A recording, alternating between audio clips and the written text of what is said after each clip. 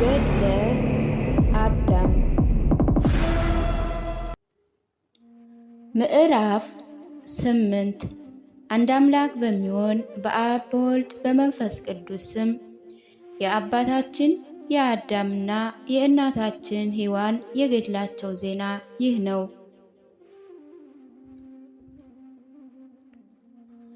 ድምፃቸውም ዝም አሉ።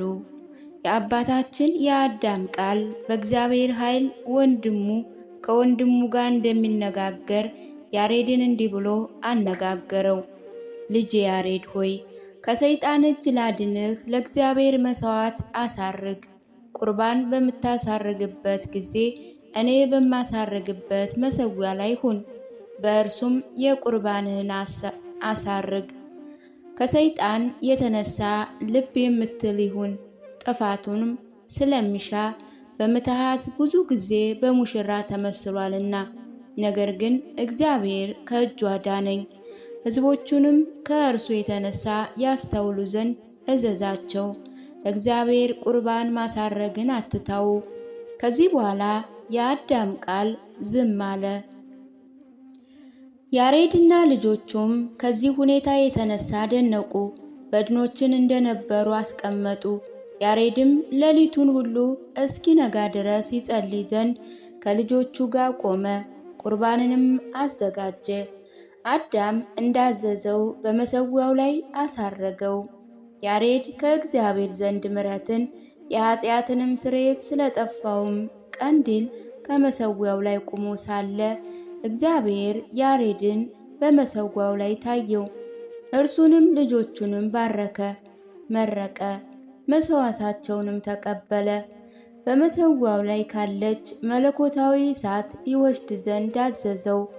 ከእርሷም ከአባታችን ከአዳም ጋር ፊት ያበራ የነበረ መብራትን ያበራ ዘንድ ዳግመኛም እግዚአብሔር ለአባታችን ለአዳም የገባለትን ቃል ኪዳን ገለጠለት። 5500 ዘመን ወደ መሬት የመምጣቱን ምስጢር ገለጠለት። እግዚአብሔር ያሬድን አለው፣ ከመሠዊያው የወሰድሃት ይህች እሳት በዘጋዎች ወይም በድኖች ፊት የምታበራ ብርሃን ትሁን። ከእርሱም የአዳም ሥጋ እስኪወጣ ድረስ ከቤት አትውጣ። ያሬድ ሆይ በቀንድሉ የምታበራውን እሳትም ጠብቅ፣ ከቤት ትወጣ ዘንድም አትመለስ። በታየ ጊዜ ምትሃትን ያይደለ በጎ ማየትን እስክትቀበል ድረስ። እኔ እግዚአብሔር ጠብን ክፉ ሥራንም አልወድምና ምግባራቸውን እንዳይማሩ ዳግመኛ ከቃየል ልጆች ጋር እንዳይቀላቀሉ ሕዝቦችህን እዘዛቸው በማለት እግዚአብሔር ያሬድን አዘዘው። እርሱም ልጆቹም ቀረቡ። እሳትም ወስዶ ወደ ቤቱም ወርዶ በአዳም ሥጋ ፊት መብራትን አበራ። ሕዝቡንም አዘዛቸው። ይህች ምልክት በያሬድ ዕድሜ በ450 ዓመት በቀረች እሳት የሆነች ነበረች። ዳግመኛ ድርሰቱ እንዳይረዝም ቃሉን እናሳጥረው እንጂ ከእነርሱ የማናስባቸው መንክራት ወይም ድንቆች ብዙዎች ናቸው። ነገር ግን ይህች ከብዙዎቹ እጅግ ድንቅ ናት። ያሬድም 8 ዓመት ያህል ልጆቹን ሲያስተምር ቆየ። ልጆቹም ያዘዛቸውን ትእዛዝ ይተላለፉ ጀመሩ። ያለ ፈቃዱ ብዙ ሥራዎችን ይሰሩ ነበር። ከደብር ቅዱስም ከአንዱ በኋላ አንዱ ተከታትለው ይወርዱ ጀመር። ከቃየል ልጆች ርኩሳን ማኅበርም ጋር ተቀላቀሉ። በዚህ ሥራም የያሬድ ልጅ ከደብር ቅዱስ ይወርዱ ነበር። እኛ በፈቃዳችን እንገለጥላቸዋለን። የቃየል ወደዚች ጥቁር ጭቃማ ምድር በወረደ ጊዜ ዘሮቹ በዙ። ከእነርሱም አንዱም ቃየልን የገደለ የዕውሩ የላሜ ልጅ ስሙ ግኑን ነው። ግኑንም ከታናሽነቱ ጀምሮ በውስጡ ሰይጣን ያደረበት ነበር። በነጋሪት፣ በአውታር፣ በጽናጽል፣ በዝማሬ፣ በመሰንቆ፣ በከበሮ ብዙ ተግባራት ያደርግ ነበር። ይመታባቸውም ነበር። በሚመታባቸው ጊዜ በውስጣቸው ሰይጣን ያደረባቸው ነበር። ከመካከላቸው የሚያበሩ የሚጣፍጡ ልብን የሚሰብሩ ቃላትን ይሰሙ ነበር። ይመቱባቸው ዘንድም ማኅበራትን ሁሉ ይሰበስቡ ነበር። በሚመቱባቸው ጊዜ በቃየል ልጆች ዓይን ፊት መልካም ይሆን ነበር። እርስ በርሳቸው በኃጢአት ይቃጠሉ ነበር፣ እንደ እሳትም ይገለባበጡ ነበር። ሰይጣንም እርስ በርሳቸው ልባቸውን ያቃጠላቸው ነበር። በውስጣቸው ፍትወት ወይም ዝሙት የበዛባቸው ነበሩ። ሰይጣንም የሚያሰክር መጠጥ መጥመቅን፣ መድኃኒት ማዘጋጀትን ለግኑን አስተማሪ። ይህ ግኑንም ማኅበራቱ ወደ መጫወቻ ሰበሰበ። በየእጆቻቸው አትክልቱን ሁሉ አደረሰ፣ ይጠጧቸውም ነበር። ይህ ግኑን ግን ኃጢአትን ያበዛ ትዕቢትን ያደረግ ነበር። የቃየል ልጆች የማያውቋትን ኃጢአት እንዲሰሩ ያስተምራቸው ነበር። የማያውቋትን ሥርዓት ይሰራላቸው። ሰይጣን ባያቸው ጊዜ ይገዙለት፣ ያላቸውን ሁሉ ይሰሙ ነበር። ግኑንም ደስ ተሰኘ። እርሱ ብረትን ወሰደ፣ ከእርሱ ዕቃ የጦር መሳሪያ እስኪያዘጋጅ ድረስም የልቦናውን ሐሳብ በዛ። ይኸውም የሆነው በሰከሩ ጊዜ እርስ በርሳቸው መጣላት፣ መጋደል ይበዛ ስለነበር ነው። በጓደኛው ላይ የሚበረታ ይማርከውም ሴት ልጆቹንም ወስዶ በፊቱ ኃጢአትን ይሰራባቸው ነበር። ሰዎች እንደተሸፈኑ በተመለከቱ ጊዜ ያልተሸፈኑት ሌሎች መጡ። የተሸፈኗት ወደ ግኑን መጥተው ከሰሱ። በመካከላቸው ቁመው ወደ ኃጢአትም እንዲያዘነብሉ አደረጓቸው። በውስጣቸው ኃጢአትን በዛ። እያንዳንዱ እህቱን፣ ልጆቹን፣ እናቱንም ይወስድ ነበር። ሌሎችም የአባታቸውን እህት ልጅ ወሰዱ። አንዱ ከአንዱ ተለይቶ አልቀረም ነበር። ክፉን አያውቁም ነበር። የሴት ወገኖች እንዴት ሰነፍ አበዱ! ከኃጢአታቸው የተነሳ መሬትን አረከሱ። የፈጠራቸው እግዚአብሔርን አስቆጡት። ግኑንም ማኅበራቱን ወይም ሰራዊቱን ሰበሰበ። ከበሮ ይመቱ ነበር። በደብር ቅዱስ አስቀድመን እንደተናገርነው ሁሉ ያደርጉ ነበር። ይህ ያደረገውም በደብር ቅዱስ የሚኖሩ የሴት ልጆች ይሰሙ ዘንድ ነው። የሴት ልጆች ይህንን በሰሙ ጊዜ ያደንቁ ነበር።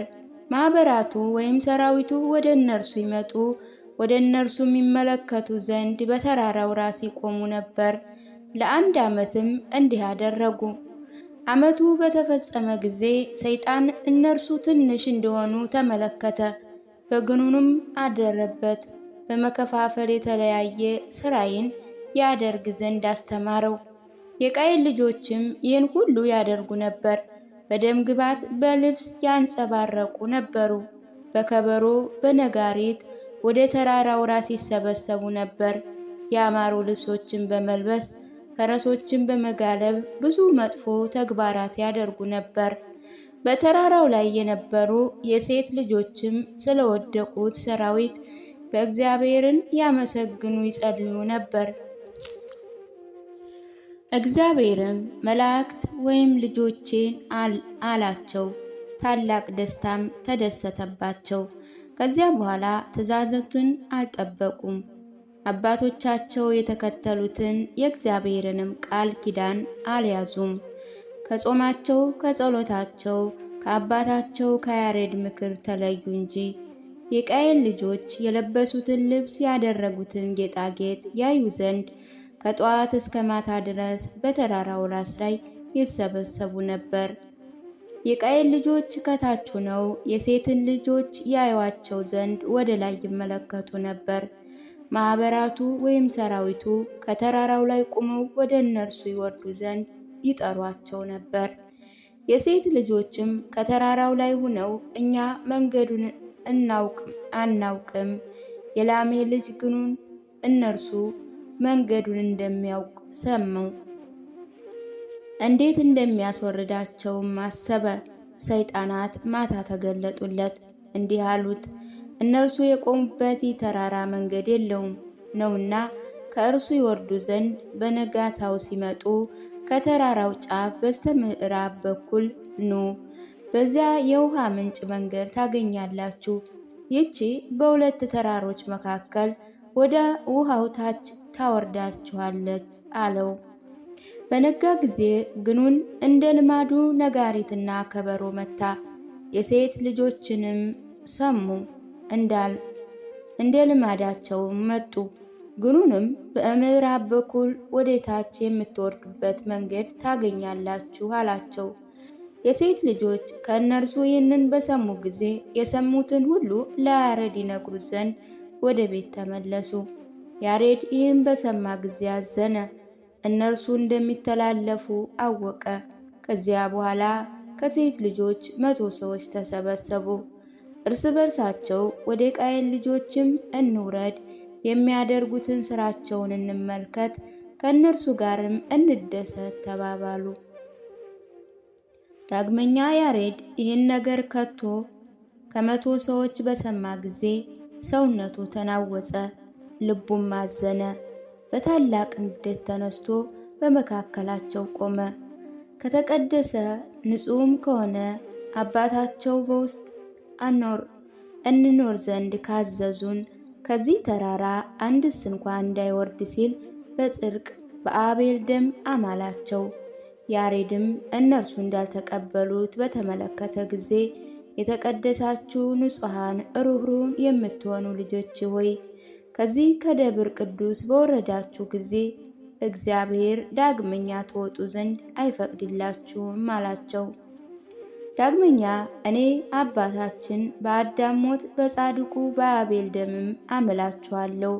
ልጆቼ ሴት ሄኖስ፣ ቃየንና መላስኤል ሆይ እኔ የምነግራችሁን ትሰሙ ዘንድ ከዚህ ከደብሩ ቅዱስም እንዳትወርዱ አምላችኋለሁ። እናንተ ከዚህ በወረዳችሁ ጊዜ ሕይወት ይቅርታ ከእናንተ ይወገዳል፣ የዳቢሎስ ልጆች እንጂ የእግዚአብሔር ልጆች አትባሉምና አላቸው። እነርሱ ግን ነገሩን አልሰሙም። በዚህ ዘመን የሸመገለ ሄኖክ ነበር። እግዚአብሔር በመቅናትም ተነሳ፣ እኔ ከእናንተ ነኝ፣ እኔን ስሙኝ፣ የአባቶቻችን ትእዛዝ በተላለፋችሁ ከዚህ ከደብሩ ቅዱስም በወረዳችሁ ጊዜ ከባድ ነው። ዳግመኛ እስከ ዓለም ፍጻሜ ድረስ ፈጽሞ የምትወጡ አይደለም አላቸው። እነርሱም በሄኖክ ላይ ተነሱበት፣ ነገሩንም አልሰሙትም። ከደብር ቅዱስ ወረዱ እንጂ የቃየል ልጆች ያማሩ ሆነው እጃቸውም እግራቸውም በጌጣጌጥ አምሮ ተመለከቱ። የኃጢአት እሳት በልባቸው ነደደ። በሴት ልጆች ዘንድም ታላቅ ደም ግባት እንዳላቸው አደረጋቸው። የሴት ልጆችም ሰይጣን በሴት ዘንድ ፈጽመው ያማሩ እንዲሆኑ አደረጋቸው። የቃየል ልጆች በሴት ልጆች ፊት እንደ ነጣቂ አራዊት ይዘሉ ነበር። የሴት ልጆችም በቃየል ልጆች ዘንድ እንዲሁ ነበሩ። ከእነርሱ ጋር ረከሱ። በረከሱት ከወደቁ በኋላ በወረዱበት መንገድ ተመለሱ።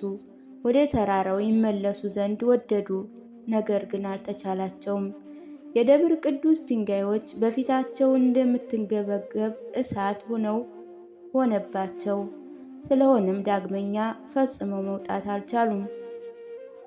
ዳግመኛ እግዚአብሔር በእነርሱ ላይ ተቆጣ።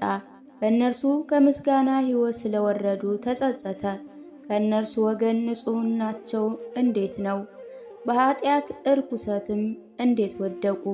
እግዚአብሔር ቃሉን እንዲህ ሲል ወደ ያሬድ ላከ።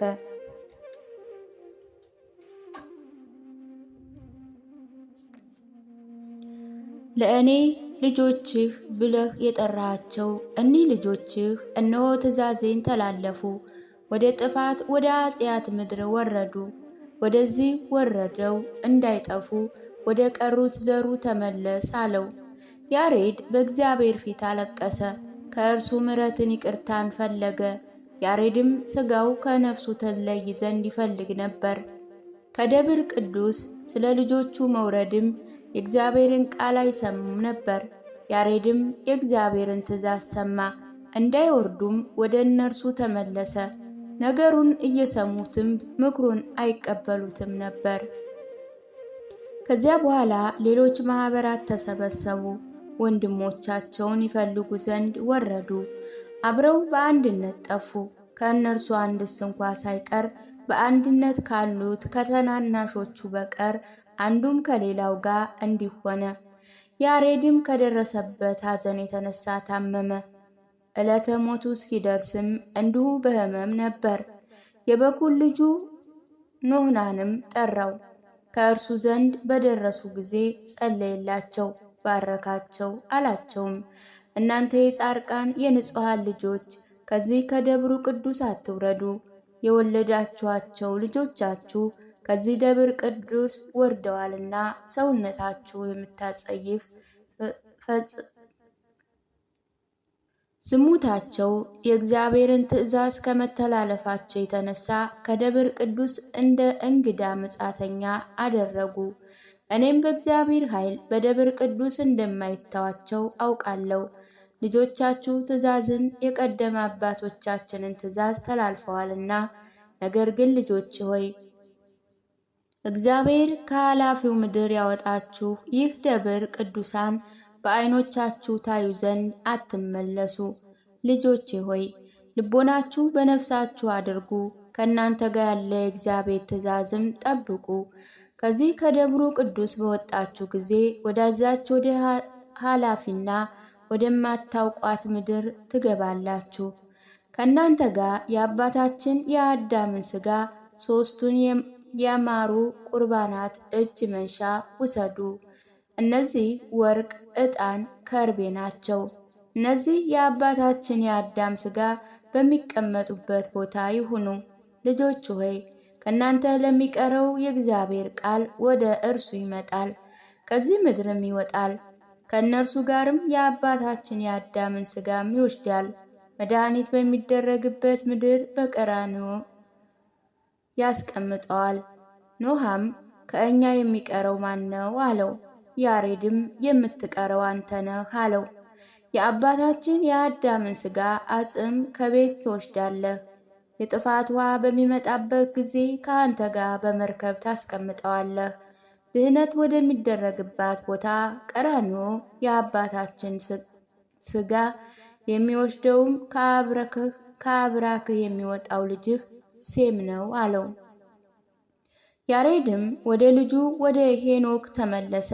አንተ ልጅ ሆይ በዚች በጸአት በዘመንህ ሁሉ የአባታችን የአዳምን ሥጋ አገልግል፣ ሕዝብህንም በእውነት በቅን ሁነህ አገልግለው አለው። ያሬድ ዝም አለ። እጆቹም ዛሉ፣ ዓይኖቹም ተከደኑ፣ እንደ አባቶቹም አረፈ። የያሬድ ሞትም በ932 ዓመት ነበር። የኖህ ዕድሜ 950 ዓመት ሲሆን ታኅሳስ 12 ዓርብ ቀን ሞተ። አንባውም በዘመኑ ስለወደቁ ስለ ሴት ልጆች ከባድ ሐዘን ከማዘኑ የተነሳ በጉንጮቹ ይፈስ ነበር።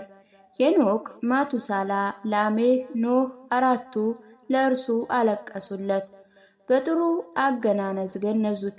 በቤተ መዛግብት ዕቃ ቤትም አስቀመጡት። 40 ቀንም አለቀሱለት። ለቅሷቸው በተፈጸመ ጊዜ ሄኖክ፣ ማቱሳላ፣ ላሜህ፣ ኖህ ከእርሱ በተለየው በአባታቸው ሌባዊ ሐዘን አደረባቸው፣ ማየትም አልቻሉም። ሄኖክ የእግዚአብሔር የአባቱ ያሬድ ትእዛዝ ጠበቀ፣ በቤቱም ለእግዚአብሔር ይገዛ ነበር። ሄኖክም ብዙ የሚያስደንቁ ነገሮች ነበሩት። የታወቀ መጽሐፍ አለው። በዚህ ቦታ መንክራቶች ተአምራቶችም ማሰብ አይቻሉም። የሴት ልጆች ካዘኑበት በኋላ እነርሱ ልጆቻቸውም ሴቶቻቸው ወደቁ። ሄኖክ ከማቱሳላ፣ ላሜህ፣ ኖህ ባዩአቸውም ጊዜ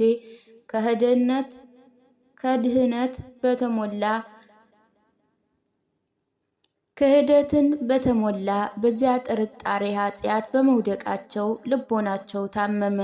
ከዚያ ከጠማማ ትውልድ ያወጣቸው ይጠብቃቸው ዘንድ ከእግዚአብሔር ምሕረትን ይፈልጉ አለቀሱ። ሄኖክም 335 ዓመት በእግዚአብሔር ፊት በማገልገል ቆመ። ይህ ከተፈጸመ በኋላ በውስጥ ባለው በተሰጠው ጸጋ እግዚአብሔር ከዚች ምድር እንደሚወስደው አወቀ። ልጆቹንም ልጆቼ ሆይ እግዚአብሔር ከዚች ምድር ጥፋት ውሃ እንደሚያመጣ ፍጥረትንም እንደሚያጠፋን ያውቃለሁ። በዚች ምድር በዚህ ሕዝብ ላይ የመኳንንቱ የሹማምንቱ መጨረሻ እናንተ ናችሁ። ከዚህ ከደብሩ ቅዱስ የምትወልዷቸው አንድስ እንኳን እንደማይቀር እኔ ያውቃለሁ። በሕዝብ ልጆች ላይም ገዥ አይሆንም። በዚህ ደብር ወይም ተራራ ላይ ብዙ ማደሪያ አይቀርላቸውም። ዳግመኛ ስለ ሰውነታችሁ ተጠንቀቁ።